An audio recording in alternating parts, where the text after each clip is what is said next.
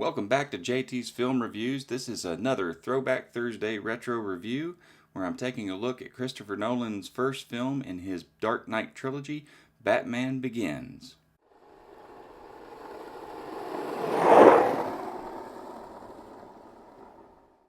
We're talking Batman Begins, which was released 20 years ago. But before I get to that, I do have one thing I want to talk about, and it is your friendly neighborhood Spider-Man. Ironically, I'm going over to Marvel for a minute. It is the latest series in the MCU. As of this recording, there are 5 episodes, but by the time you see this on Thursday, there should be 8 episodes. Disney's doing a weird release schedule with these. They released 2 episodes, and then they released 3 episodes, and then they're going to release 3 more episodes, and then the final 2 for what is season 1. There is a season 2 and 3 in development. That's their release schedule. So there should be 8 episodes up by the time you're watching this. I love this show. I'm not going to spoil it too much here. That's why I'm putting it at the top of this review. The basic premise of it, though, I will give just this little bit, is what if what if Tom Holland's Spider-Man, which it's not Tom Holland in the show, but what if his Spider-Man met Norman Osborn instead of Tony Stark? And so they work together. I'm sure that'll play a big part, and by the time you've watched the 8 episodes, it may have already happened. But that's the basic premise of the show, and it's set in an alternate universe. It's not in the Prime MC universe. They were going to do that originally. I think that was the initial idea, but they didn't want to deal with the complexities of trying to match up with what had already happened in the Tom Holland films. So they set it in an alternate universe, and I think that's where the story of Norman Osborn being his mentor instead of Tony Stark came into play. Beautiful cel-shaded animation. The voice performances are all rock solid. I think Marvel's knocked it out of the park on this show, and I do hope that we get that season 2 and 3 that they say is in development, because this is probably one of the better MCU shows that I've seen in quite some time. And I highly recommend it. I definitely say that you should see it.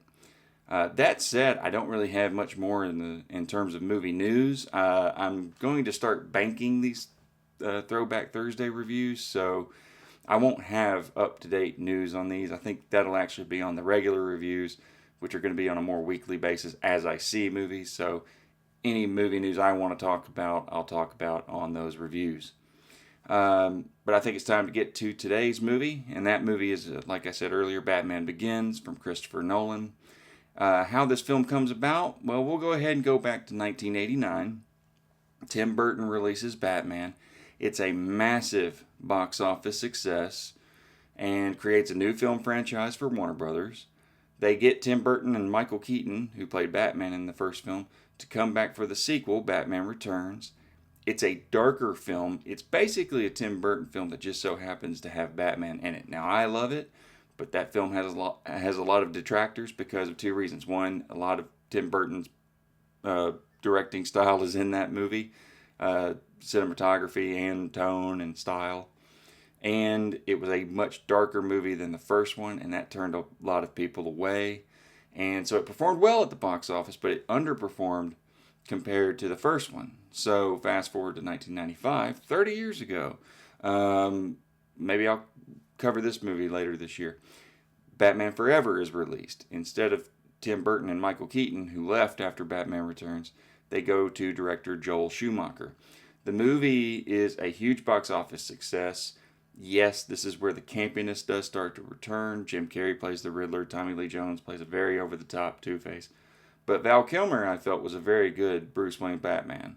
And I kind of wish he could have continued in the role beyond this and in a better movie than the sequel to this movie.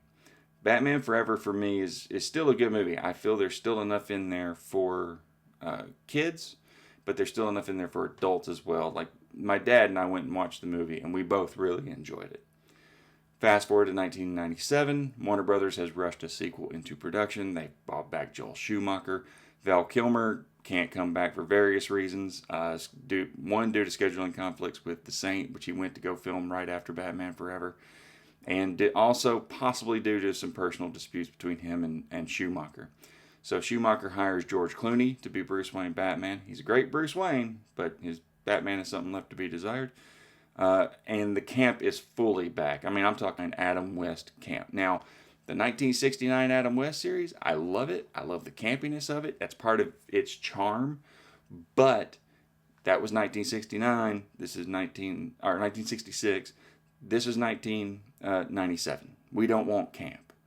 And it's got a very over-the-top, cheesy Arnold Schwarzenegger. Uma Thurman is Poison Ivy, and Schwarzenegger's playing Mr. Freeze. And there's some version of Bane that's in that movie.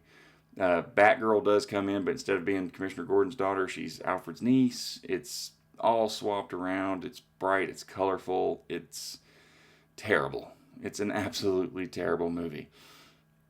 And so the movie comes out. Now, it is a box office success, but like Batman Returns, it underperformed compared to its predecessor. And so, but the death knell in the coffin was the critics didn't like it, and the fans sure as hell didn't like it. And so Warner Brothers decided to put the series on a hiatus.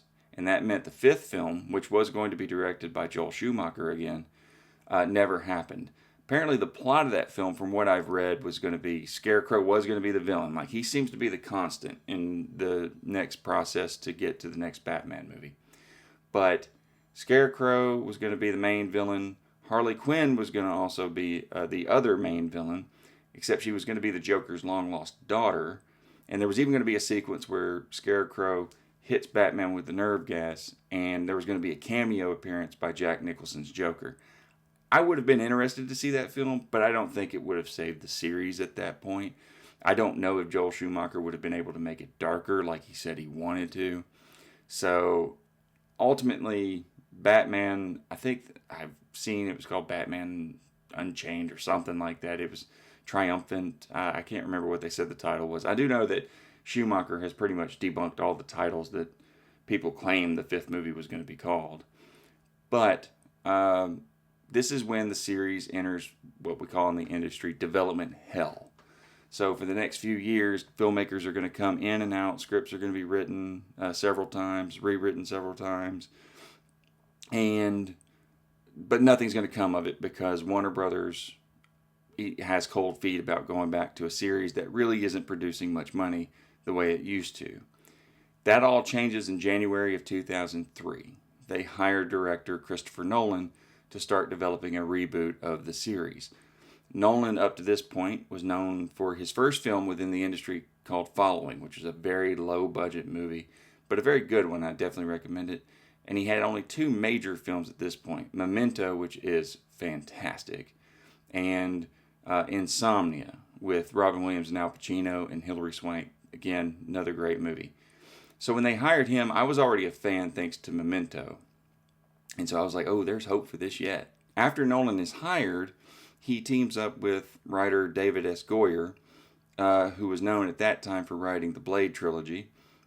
And they start working on a story that's going to focus just as much on Bruce Wayne as it is Batman. The movie is titled Batman Begins. It goes into production, and they need a Batman. Cillian Murphy was up for the role. He would not get Batman, but he would get the part of Dr. Jonathan Crane, a.k.a. the Scarecrow. And they would ultimately hire Christian Bale, who was known really for American Psycho and some other smaller films. This was really his first major movie. This is the movie that would propel him into the mainstream leading man roles. And then they had to round out the cast. And Nolan's idea was, I want to do what Marlon Brando did for Superman. I want to hire stars as the supporting players for my Batman. So he goes and hires Gary Oldman, who was originally auditioning for the main villain of the movie, but he turns out to be Lieutenant James Gordon in this movie, and he is fantastic. We'll get into that more later.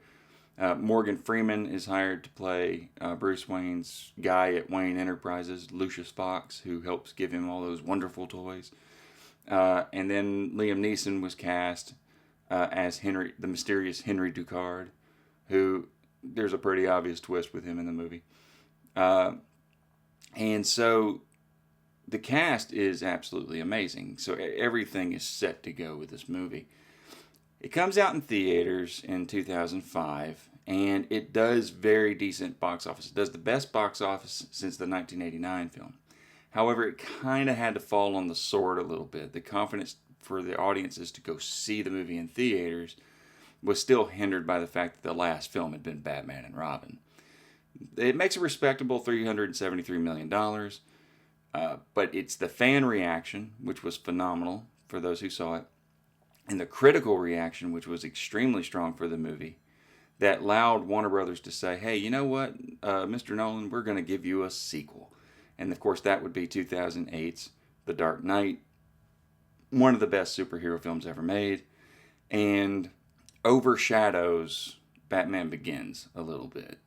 And that's kind of why I'm glad I'm getting to talk about Batman Begins for this review, because this movie should be regarded in the same light as The Dark Knight, in my opinion. For the first 40 minutes, we are following Bruce Wayne as he gets all of his tech, as he develops the Batman persona. For those who don't know, basically, it is a true blue origin story. This origin story would go on to inspire other origin stories and reshape how superhero films told their origin stories. Instead of telling them in the quick first 10 minutes and then they're the hero and they're having some world-threatening plot, they spend time with their superheroes. Jon Favreau has credited Batman Begins for how he developed the first Iron Man movie. And there are several other superhero films that come after this that also take time to explore their superheroes a little bit more than just the superhero persona.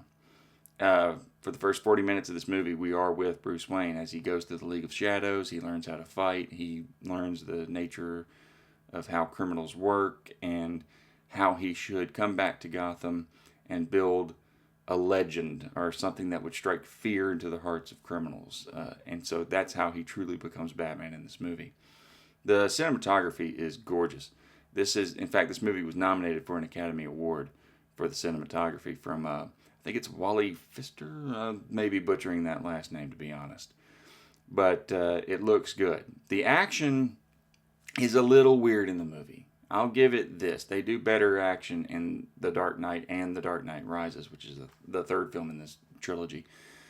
The fights are up close, and in some cases too close. This was at a time when there could be action sequences where for some reason action directors thought if you get in close and you only see a fist or something, or some flash of something, that would be cool and mysterious. And really it's more disorienting and stupid. This film falls victim to that a little bit. But beyond that, the voices are great. And there's other action sequences that are really good, but I'm going to get to that in a minute. The performances are great. Christian Bale is a great Bruce Wayne. He's a great Batman. He understands more that Batman is the real person and Bruce Wayne is really the cover. Now, I will say there is the Batman voice that he had. I feel that voice is actually worse in the later two movies. It's not as pronounced here, and it's actually utilized in a better way. They don't give him as much dialogue when he's Batman, and that's actually a good thing as well. Now, as far as his supporting cast goes, you heard the pedigree. Gary Oldman is ripped out of the comics. James Gordon. Morgan Freeman is fantastic as Lucius Fox. I didn't mention earlier, but Michael Caine is Alfred in this one. He's perfect for that role. And finally, and I'm going to get into a little bit of spoiler territory if you've never seen Batman Begins, Henry Deckard, played by Liam Neeson, turns out to be Ra's al Ghul. And he's a fantastic villain. And I think one of the reasons he's a fantastic villain also has to do with the story. They give Ra's al Ghul and Batman a personal reason to be at odds with each other. It's always better when the villain has something personal with the superhero, whether it develops in the movie, whether it comes before the movie begins, or whether it's something you're building up to towards the end. Liam Neeson plays it perfectly. Now, I mentioned my issues with the action, some of the action sequences. In this case, there's one action sequence that is fantastic, and that is the Batmobile chase sequence when the cops are chasing him in what is known affectionately as the Tumbler. When I first saw screenshots of the Tumbler, the Batmobile for this movie, I'm not going to lie, my reaction was, all right, that's their Batmobile this time? I was a huge fan of the Tim Burton Batmobile, so that was my Batmobile. Even the Batman the Animated Series Batmobile was more my speed. When I saw the tumbler in motion in the movie, though, it completely made sense why they went with this. And it made sense in the story. The idea of the story is that they're trying to do a more realistic take on Batman, like how he develops his gear, why he has the gear in the first place, why it works, why it functions the way it does, and why he would want to use it in the first place. And so that sequence is probably the highlight of the movie for me, that the Batmobile chase sequence. Beyond that, all I can say in conclusion is that this movie works for me almost just as well as The Dark Knight. Those action sequences do take a little bit of it away for me. So I will ding it a little bit on that. Beyond that, though, fantastic movie. I would say very easily I could give this movie 4.5 out of 5 stars. And that's about all I have to say for Batman Begins. I love the movie. I've loved it ever since I watched it in 2005, and in all subsequent viewings, either watching it in preparation for The Dark Knight or The Dark Knight Rises, or just watching it for the hell of it, because this is one of those movies that for a while there was kind of a yearly watch for me. It was almost like at some point in the year I'm going to rewatch Batman Begins. That said, my next Throwback Thursday review will actually be me looking at an underrated movie, and I'll explain why that's in air quotes when we get to the review. And I'm talking about Quentin Tarantino's Jackie Brown. I want to cover that movie. And again, I'll explain what I mean by underrated when I get to that review. But until then, I hope you have enjoyed Batman Begins if you've seen it before. I hope you enjoy it if you watch it as a newcomer. It's a fantastic movie. It, again, 4.5 out of 5 stars. Check it out. And until I get to my next Throwback Thursday review, I'll see you at the movies.